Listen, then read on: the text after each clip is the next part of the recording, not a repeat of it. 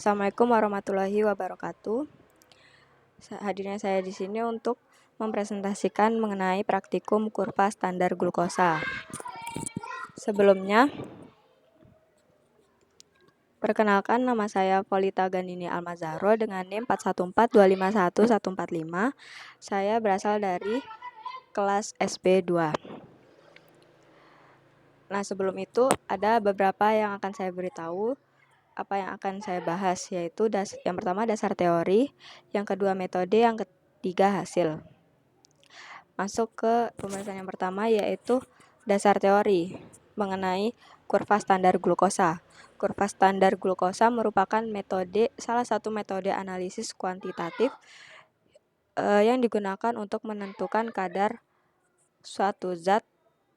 glukosa dalam suatu sampel berdasarkan hubungan antara konsentrasi larutan dan nilai absorbansinya.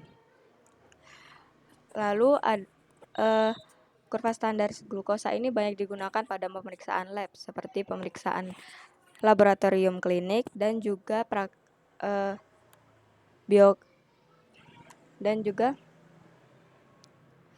penelitian biokimia karena memiliki sensitivitas dan tingkat akurasi yang baik.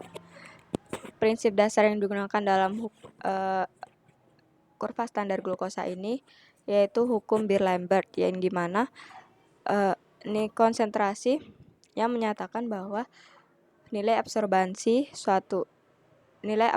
berbanding lurus dengan konsentrasi suatu zat. Kurva standar glukosa ini akan menghasilkan garis linear. Ya, yang tadi yang nilai absorbansi berbanding lurus dengan nilai konsentrasi suatu zat.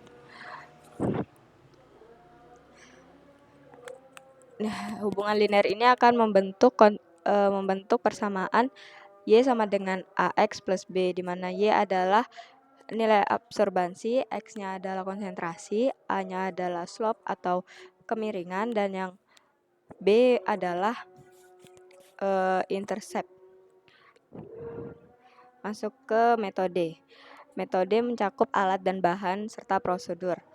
Yang pertama alat yang digunakan dalam praktikum ini yaitu ada alat spektrofotometer, ada kuvet yang akan dimasukkan ke alat spektro, lalu ada mikrotub berjumlah 9, ada mikropipet dan tip, lalu ada penangas air, juga vortex untuk menghomogenisasi larutan.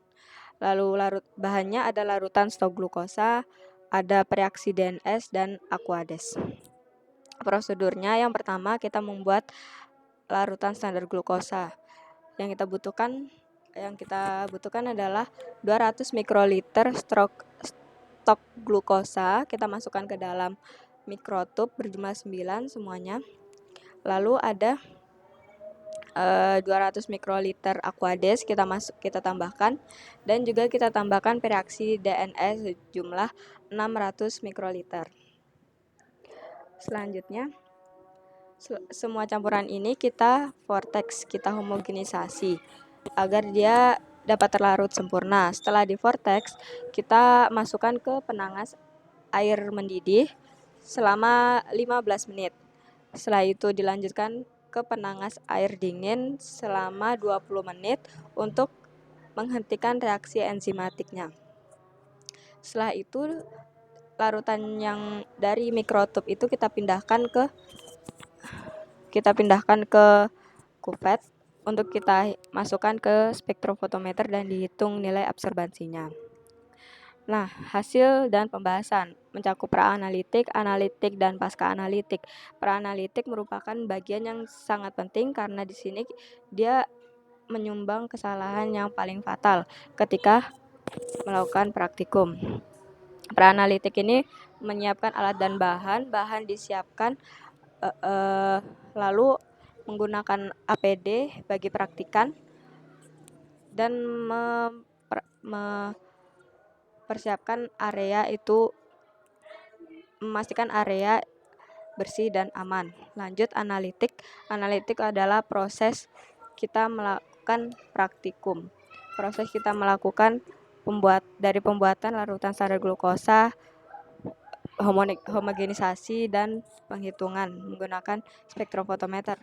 Dilanjut pasca analitik, yaitu hasilnya kita mendapatkan hasil seperti yang ada di PPT ini dari konsentrasi 0,1, 0,2, 0,3, 0,4, 0,5, 0,6 dan 0,8 dan 1. Untuk 0,3 dan 0,8 saya dan teman-teman sepakat untuk menghapus agar kita menghasilkan kurva yang sedikit sempurna, hampir sempurna, yakni di angka 0,9949.